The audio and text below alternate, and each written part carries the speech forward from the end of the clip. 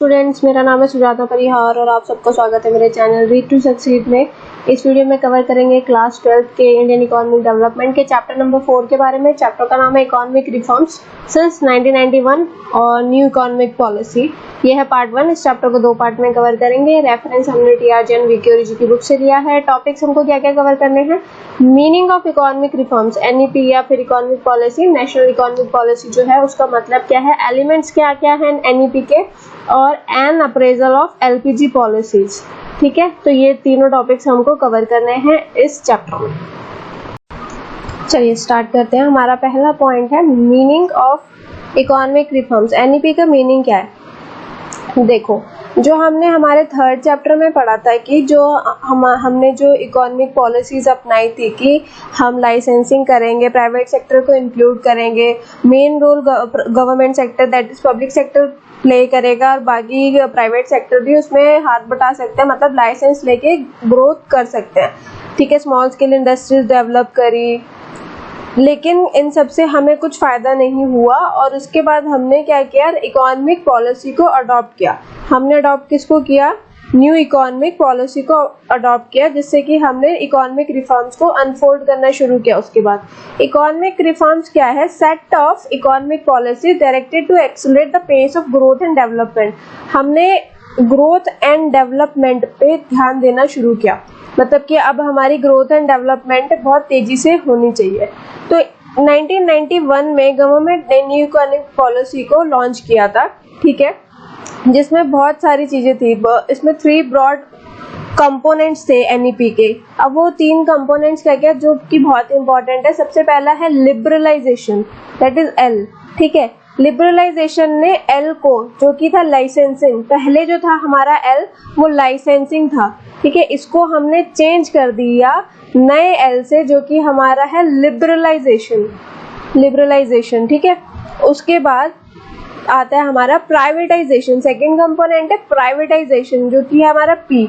इसको हमने क्यू से, यानी कोटा जो था, कोटा से चेंज करके, क्यू से चेंज करके हम पी ले आए, प्राइवेटाइजेशन लेकर आ गए कोटा से चेंज करके, जो कि इसका क्या मतलब है, इंडस्ट्रियलिस्ट के लिए था ये। ठीक है, कि अब प्राइवेट सेक्टर भी ग्रो अपने हिसाब से ग्रो कर सकता है। नेक्स्ट आता है ग्लोबलाइजेशन, जो कि हमने परमिट जो था, यानी हमारा जो पी था, यहाँ पे पी परमिट, इसको चेंज कर दिया हमने ग्लोबलाइजेशन से चेंज कर दिया। ग्लोबलाइजेशन क्या था हमारा? Exports and imports. Liberalisation industrial और ट्रेड से था, प्राइवेटाइजेशन इंडस्ट्रियलिस्ट के लिए था, ग्लोबलाइजेशन हमारा एक्सपोर्ट और इंपोर्ट के लिए था।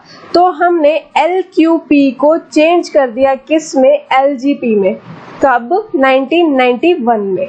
तो ये था हमारी न्यू इकोनॉमिक पॉलिसी, जिसके 3 मेन कंपोनेंट है, liberalisation, privatisation and globalisation.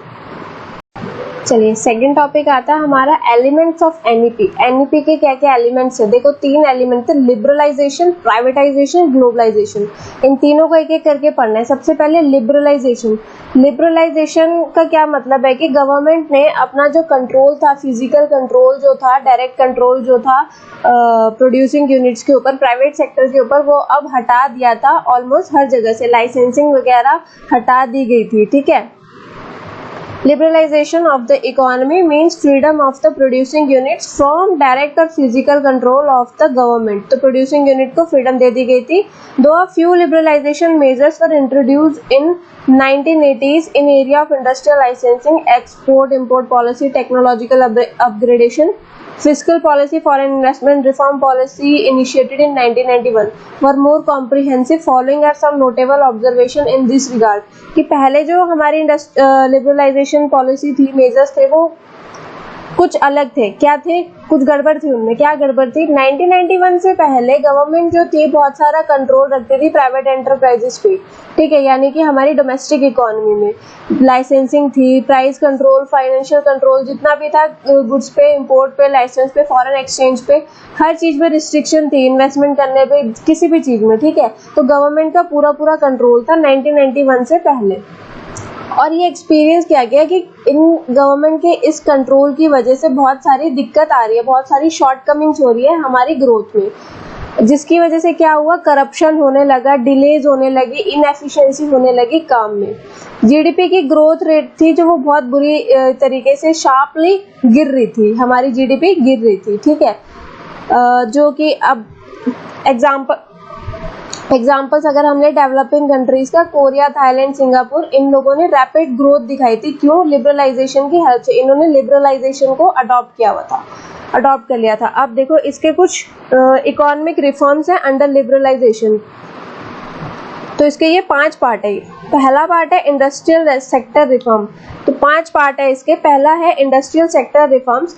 Industrial sector reforms क्या है? Liberalisation virtually implied deregulation of industrial sector of the economy. Following observation highlight how it happened, कि कैसे मतलब हेल्प करी इंडस्ट्रियल सेक्टर में liberalisation ने। सबसे पहला आता है अबॉलिशन ऑफ इंडस्ट्रियल लाइसेंसिंग। सबसे पहले तो लाइसेंस को हटा दिया गया बिल्कुल जुलाई 1991 के बाद से, ठीक है। लेकिन कुछ जगह पे अभी भी लाइसेंसिंग रखी गई, जहाँ पे जैसे शराब की दुकानें होगी, सिगरेट्स वगैरह होगी, डिफेंस इक्विपमेंट्स जो प्रोड्यूस कर रहे हैं वहाँ पे, इंडस्ट्रियल एक्सप्लोजिव्स जो प्रोड्यूस कर रहे हैं और जो केमिकल्स, डेंजरस केमिकल्स जो प्रोड्यूस कर रहे हैं, वहाँ पर अभी भी लाइसेंसिंग है कि आपको अगर ये सब काम करना है तो आपको लाइसेंस लेना पड़ेगा। कॉन्ट्रैक्शन ऑफ पब्लिक सेक्टर को थोड़ा कम कर दिया गया। जो डिपार्टमेंट पब्लिक सेक्टर के अंदर आते थे वो 17 थे, अब उनको 8 कर दिया गया। 2010-11 में ये सिर्फ 3 रह गए हैं, एटॉमिक एनर्जी, रेलवे और डिफेंस इक्विपमेंट, सिर्फ ये आते हैं पब्लिक सेक्टर के अंदर। नेक्स्ट आता है D reservation of production area. जैसे कि जो हमने कुछ चीजें रखी हुई थी कि सिर्फ स्मॉल स्केल इंडस्ट्रीज ही प्रोड्यूस करेंगी, लार्ज स्केल इंडस्ट्री नहीं प्रोड्यूस करेंगी, तो वो भी हमने हटा दिया था, वो रिजर्वेशन भी हमने हटा दी थी, इसको डी रिजर्व कर दिया था। एक्सपेंशन ऑफ प्रोडक्शन कैपेसिटी, जैसा कि हमारा था कि अगर आपको कुछ भी प्राइवेट सेक्टर को कुछ भी प्रोड्यूस करना है, मतलब आपकी प्रोडक्शन कैपेसिटी को इंक्रीज करना है प्रोडक्शन कैपेसिटी को, तो आपको लाइसेंस लेना पड़ेगा। तो वो हमने हटा दिया गया था। अब आप जितनी मर्जी प्रोडक्शन करो, क्या प्रोड्यूस करना है, कैसे प्रोड्यूस करना है और कितना प्रोड्यूस करना है, ये एक प्राइवेट सेक्टर जो भी उस कंपनी का ओनर है, मतलब कंपनी के ऊपर डिपेंड करता है, प्राइवेट सेक्टर के ऊपर डिपेंड करता है। Freedom to import capital goods को इम्पोर्ट करने की भी फ्रीडम मिल गई थी ताकि हमारी टेक्नोलॉजी अपग्रेड हो सके। नेक्स्ट आता है हमारा financial sector reforms. Financial sector में क्या क्या आती हैं चीजें? हमारी बैंकिंग आती है, non banking financial institution, stock exchange हमारा आ गया, market exchange, foreign exchange market आ गया हमारा फाइनेंशियल सेक्टर रिफॉर्म्स में। ये सेकंड पॉइंट है हमारा फाइनेंशियल सेक्टर रिफॉर्म्स। तो इंडिया में फाइनेंशियल सेक्टर जो था वो रिजर्व बैंक ऑफ इंडिया द्वारा कंट्रोल किया जा रहा है। लिबरलाइजेशन ने इसमें बहुत सब्सटेंशियल शिफ्ट लेके आया आरबीआई के रोल में, जो रेगुलेटर से फैसिलिटेटर बन गया था हमारे फाइनेंशियल सेक्टर का। मतलब कि अगर आरबीआई पहले लिबरलाइजेशन लाने से पहले आरबीआई इंटरेस्ट रेट जो था वो फिक्स करता था बैंक के लिए, बैंक को कितना इंटरेस्ट रेट चार्ज करना है ये आरबीआई फिक्स करता था। लेकिन बाद में जब आरबीआई फैसिलिटेटर बन गया तो उसने ये पूरा हक किसको दे दिया? बैंक्स को दे दिया, ठीक है। As a regulator prior to liberalization, the RBI would itself fix interest rate structure for the commercial bank. Commercial bank के लिए पहले खुद फिक्स करता था, but as a facilitator, यानी कि after liberalization, RBI would only facilitate the free play of the market forces and leave it to the commercial bank to decide their interest rate structure. Now competition rather than control rules the decision making process. Free play of the market forces has led to the emergence of private bankers, both domestic as well as international, in the Indian banking industry. जब आपको free play मिल गया कि आप अपने हिसाब से काम कर सकते हो, तो वहाँ पे प्राइवेट बैंकिंग भी होने लगी, यानी प्राइवेट बैंक्स भी आ गए। लिबरलाइजेशन ने FII यानी फॉरेन इंस्टीट्यूशनल इन्वेस्टर्स को भी अलाउ कर दिया इंडिया में इन्वेस्ट करने के लिए, इंडिया की फाइनेंशियल मार्केट में इन्वेस्ट करने के लिए। इसके क्या क्या, और ये इंक्रीज हुआ 74% से। क्या क्या एग्जांपल है FII के? मर्चेंट बैंकर्स हो गए, म्यूचुअल फंड्स हो गए, पेंशन फंड्स हो गए, तो ये सब भी हमने इंट्रोड्यूस कर दिए थे। न्यू ब्रांच अगर आपको सेट करनी है तो अभी भी आपको अप्रूवल की जरूरत पड़ती है आरबीआई से। और इन सब चेंजेस के बाद एक अच्छी खासी ग्रोथ हुई थी हमारे फाइनेंशियल सेक्टर में, ठीक है, और ग्रोथ और इकोनॉमी में भी अच्छी खासी डेवलपमेंट हुई थी। अब थर्ड पॉइंट आता है टैक्स रिफॉर्म्स। तो टैक्स रिफॉर्म्स भी इम्पोर्टेंट कंपोनेंट है हमारे फिस्कल पॉलिसी के लिए, ठीक है। इसको 3 कैटेगरी में इसको 2 कैटेगरी में हमने डिवाइड किया, डायरेक्ट टैक्सेस और इनडायरेक्ट टैक्सेस।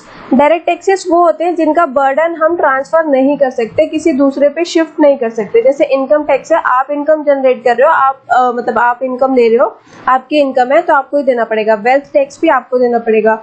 वन हु पे सच a tax himself bear the burden of it. जिस आपने इनकम लिया, आपकी इनकम जनरेट हो रही है, टैक्स भी आप पे करोगे, ठीक है। आप इसको शिफ्ट नहीं कर सकते कि कोई और आपके बदले इस टैक्स को पे करे। दूसरा आता है इनडायरेक्ट टैक्सेस, जो गुड्स एंड सर्विसेज के ऊपर लगता है, जिनका बर्डन आप शिफ्ट कर सकते हो किसी दूसरे के ऊपर, ठीक है। जैसे कि जीएसटी है, गुड्स एंड सर्विस टैक्स है, कस्टम ड्यूटी है, ठीक है।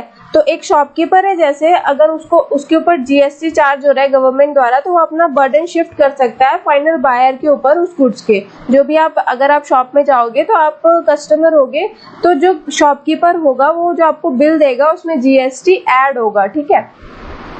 Prior to liberalization, tax structure was quite complex and tax rate were quite high. Liberalization से पहले tax structure बहुत complex था और tax rate भी बहुत ज़्यादा high थे. High tax rate induced tax evasion, causing loss of revenue to the government.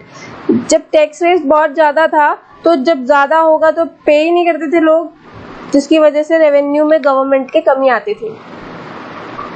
Following liberalization, income tax and corporate tax have gradually been reduced. Income tax और corporate tax को थोड़ा कम कर दिया गया. Indirect tax structure has also been reformed to establish a common national market for goods and services in the form of goods and service tax. देखो, सिर्फ एक tax लगाया गया पूरे ऑल ओवर इंडिया में, जीएसटी। अब जीएसटी के हिसाब से ही गुड्स एंड सर्विसेज पे टैक्स लगते हैं, पहले अलग अलग टैक्स लगते थे, ठीक है। This has raised tax compliance and therefore tax revenue of the government. तो जो टैक्स स्ट्रक्चर जो था हमारा डिफिकल्ट था, उसको थोड़ा कम कर दिया और इंक्रीज हो गया हमारा टैक्स रेवेन्यू।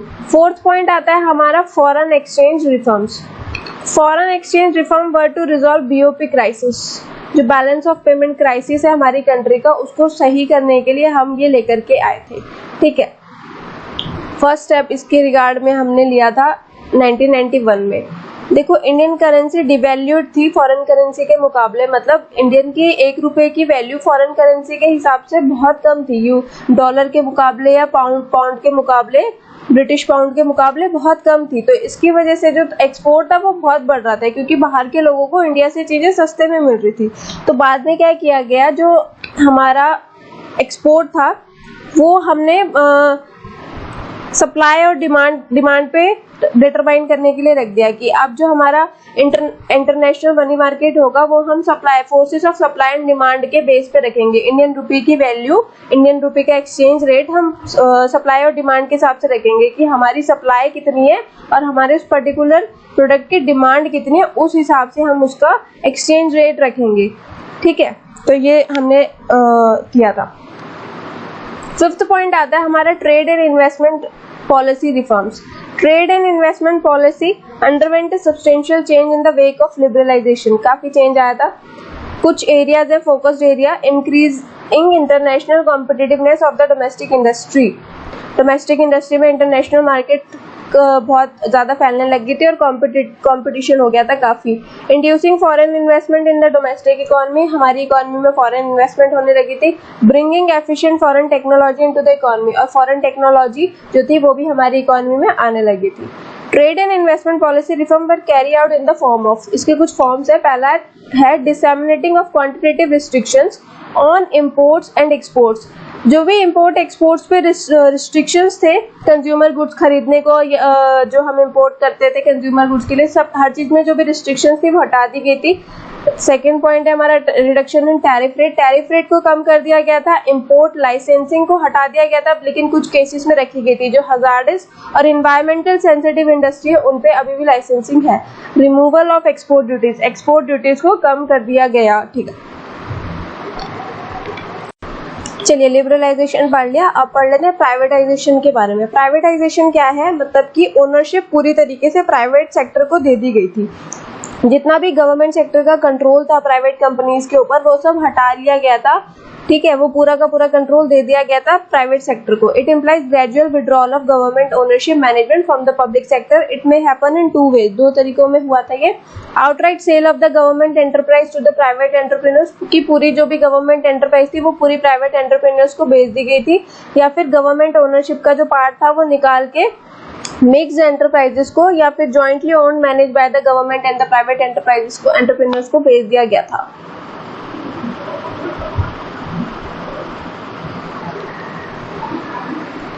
नीड क्या क्या है प्राइवेटाइजेशन की, नीड देख लेते हैं। Need of for privatisation felt mainly because of poor performance of PSUs, यानी पब्लिक सेक्टर अंडरटेकिंग की पब्लिक सेक्टर अंडरटेकिंग की बेकार परफॉर्मेंस की वजह से हमें प्राइवेटाइजेशन की जरूरत पड़ी। कैसे? The process of industrialization was initiated during second 5-year plan, assigned a key role to PSUs. जब सेकेंड ईयर प्लान में हमने इंडस्ट्रियलाइजेशन को शुरू किया था तो हमने PSUs पे ज़्यादा कंसंट्रेशन किया था कि पब्लिक सेक्टर अंडरटेकिंग्स रखेंगे, मतलब पब्लिक सेक्टर के अंदर ही आएंगे प्राइवेट सेक्टर भी, सेकेंडरी रोल प्ले करेंगे प्राइवेट सेक्टर। ठीक है, जिससे कि हमें पता चला कि ग्रोथ एंड डेवलपमेंट में थोड़ा बहुत शिफ्ट आना स्टार्ट हो गया था। उस टाइम पे थोड़ा हमने अच्छे शिफ्ट देखे थे, कुछ ग्रोथ हुई थी हमारी। ठीक है, doubtless it was on account the spread of PSUs that Indian could diversify its industrial base between the period 1951-1991 में काफी चेंज आए थे। Also it was on account of the spread of PSUs that an Indian economy underwent a structural transformation. People started shifting from agriculture to industry. जब हमने industrialisation start किया था तो लोग एग्रीकल्चर को छोड़ के इंडस्ट्री में आ रहे थे अपनी लाइवलीहुड को जीने के लिए, क्योंकि एग्रीकल्चर सेक्टर में उनको कम अर्निंग मिल रही थी। ठीक है, जीडीपी में भी कंट्रीब्यूशन हो रहा था और पीएसयूज ने हमें नवरत्न दिए थे, जिसको हम बोलते हैं 9 jewels of the Indian industry. 9 jewels of the Indian industry कौन कौन से हैं? आपकी बुक में नाम दिए गए हैं। Indian oil, Bharat petroleum, ONGC, SAIL, Hindustan petroleum, भेल, BHEL, IPCL, विदेश संचार निगम लिमिटेड, ठीक है, और NTPC। ये हमारे 9 ज्वेल्स हैं। Gradually, most public sector enterprises turned into a dead weight loss और social liability, mounting losses of PSUs become unsustainable। देखो, इतना ज़्यादा आप सोशल सेक्टर की तरफ ध्यान दे रहे थे, यानी कि आपको सोशल अर्निंग करनी थी, प्राइवेट अर्निंग नहीं करनी थी। इसकी वजह से प्राइवेट सेक्टर को बहुत लॉस हो रहा था, बहुत ज़्यादा लॉस होना लगा था कंपनीज को और देश को भी। Leakage, pilferage, inefficiency and corruption जो था वो बहुत ज़्यादा बढ़ने लगा था, क्योंकि पब्लिक सेक्टर के अंदर हर चीज़ आ रही थी तो करप्शन बहुत ज़्यादा होने लगा था, डेवलपमेंट रुक गई थी। तो 1991 ने क्या किया, पब्लिक सेक्टर से अपनी सारी इक्विटी निकाल के प्राइवेट एंटरप्राइजेस को भेज दी गई थी, यानी कि अपनी कंपनीज को भेज दिया गया प्राइवेट सेक्टर्स को। ठीक है, However, in view of their efficient performance, Navratna were to be retained as public sector enterprises. जो ये नवरत्न थे, ये अच्छी परफॉर्मेंस कर रहे थे, इसलिए इनको पब्लिक सेक्टर के अंदर ही रखा गया था। अब कुछ गेन्स थे हमारे प्राइवेटाइजेशन को लेके।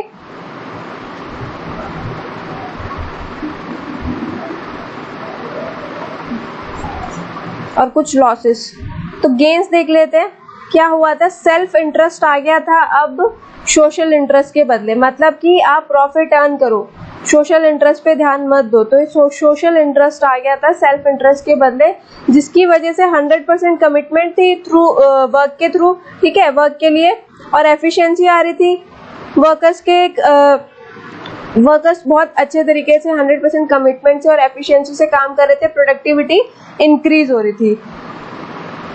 और जो प्राइवेट सेक्टर था, प्राइवेटाइजेशन की हेल्प से प्राइवेट सेक्टर ज़्यादा कॉम्पिटिटिव इन्वायरमेंट में काम कर रहा था, डोमेस्टिक में भी और इंटरनेशनल में भी, जिसकी वजह से मॉडर्नाइजेशन हो रहा था, अपग्रेडेशन हो रही थी इकोनॉमी में, ठीक है, ग्रोथ एंड डेवलपमेंट हो रही थी। डाइवर्सिफिकेशन ऑफ प्रोडक्शन रखी थी प्राइवेटाइजेशन ने, पब्लिक सेक्टर अंडरटेकिंग्स की तरह नहीं, सिर्फ एक चीज पे ध्यान नहीं दिया उन्होंने, डाइवर्सिफिकेशन रखी। तो एमएनसीज इस बात का प्रूफ होते हैं कि एक कंट्री को ग्रो करने के लिए प्राइवेटाइजेशन होना कितना जरूरी है। कंज्यूमर सोवरेनिटी को भी प्रमोट किया प्राइवेटाइजेशन ने। क्योंकि इससे क्या होगा कि आपको बहुत ज़्यादा चॉइस मिलेगी, ज़्यादा से ज़्यादा ऑप्शंस होंगे आपके पास और बेटर क्वालिटी ऑफ लाइफ होगी। इम्पेरेटिव लॉसेस यही थे कि आप सेल्फ इंटरेस्ट की तरफ चले गए, आपने सोशल इंटरेस्ट छोड़ दिया, ठीक है। मतलब तो लोग अपने फायदे के लिए ज़्यादा सोचने लगे, प्राइवेट कंपनीज अपने फायदे के लिए ज़्यादा सोचते हैं एज कम्पेयर टू किसी और के फायदे के लिए। तो प्राइवेटाइजेशन ने सोशल इंटरेस्ट को छोड़ दिया और सेल्फ इंटरेस्ट होने लगा। सेकंड आता है प्राइवेटाइजेशन ने फ्री प्ले ऑफ मार्केट को इनकरेज किया, ठीक है। इससे क्या हुआ कि वो सिर्फ उन लोगों के लिए गुड्स प्रोड्यूस करते थे जो उनको खरीद सकते हैं, लेकिन जो पुअर सेक्शन है उनके लिए किसी तरीके की कोई हेल्प नहीं की जाती थी। तो गुड्स सिर्फ उन लोगों के लिए प्रोड्यूस किए जाते थे जिन गुड्स की ज़्यादा डिमांड थी और जो लोग ज़्यादा गुड्स खरीद सकते थे। अब थर्ड पॉइंट आता है हमारा ग्लोबलाइजेशन। लिबरलाइजेशन, प्राइवेटाइजेशन हो गया, अब ग्लोबलाइजेशन। ग्लोबलाइजेशन क्या था? एक्सपोर्ट इंपोर्ट को बढ़ावा देना, फ्री फ्लो ऑफ ट्रेड और कैपिटल हो गया था पूरे बॉर्डर्स में कि हमारी कंट्री दूसरी कंट्रीज के साथ भी ट्रेड करे, ज़्यादा से ज़्यादा ट्रेड हो सके हमारी कंट्री की दूसरी कंट्री के साथ, ठीक है। Globalisation may be defined as a process associated with increasing opens होगा, एक मिनट में चेक कर लेती हूँ।